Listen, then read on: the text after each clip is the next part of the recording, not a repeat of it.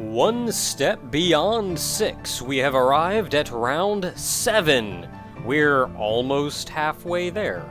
Gentle reminder to everybody that you do have to vote through the poll that I link at the top of the video description. Voting in the comments will not count. It's super easy though. It's even easier than leaving a comment. You don't have to register, log in, anything. You click that link, click on all the games you want, you can vote for more than one, and hit vote. That said, the games of the day begin with Bastion, action RPG for the PC. Final Fantasy VII, RPG for the PlayStation. Chameleon Twist, platformer, tongue-related platformer for the Nintendo 64.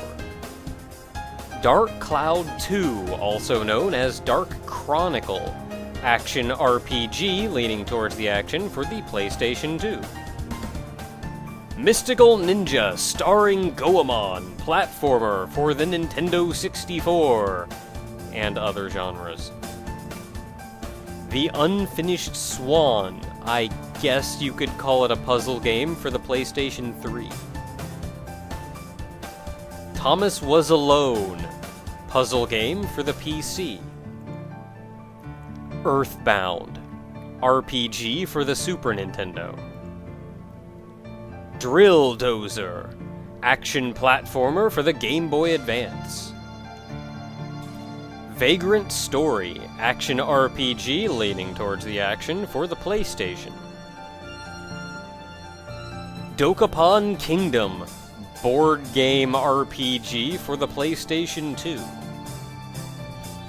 Stretch Panic, action platformer and stretchy game for the PlayStation 2. Advance Guardian Heroes, beat 'em up for the Game Boy Advance. Hyperdimension Neptunia, fan-servicey RPG for the PlayStation 3.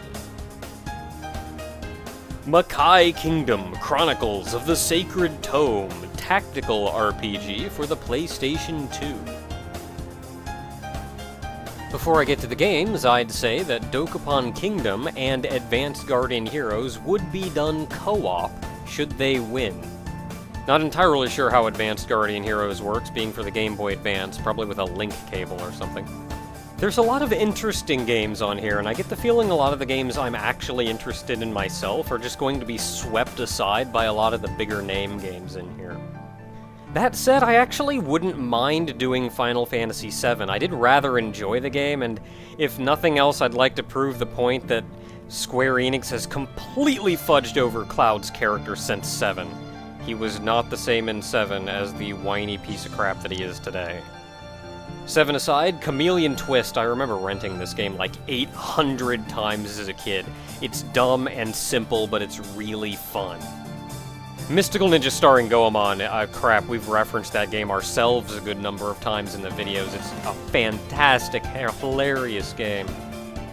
Thomas Was Alone I've actually been curious about for a while, though I've not had the chance to play it. It looks really charming, though.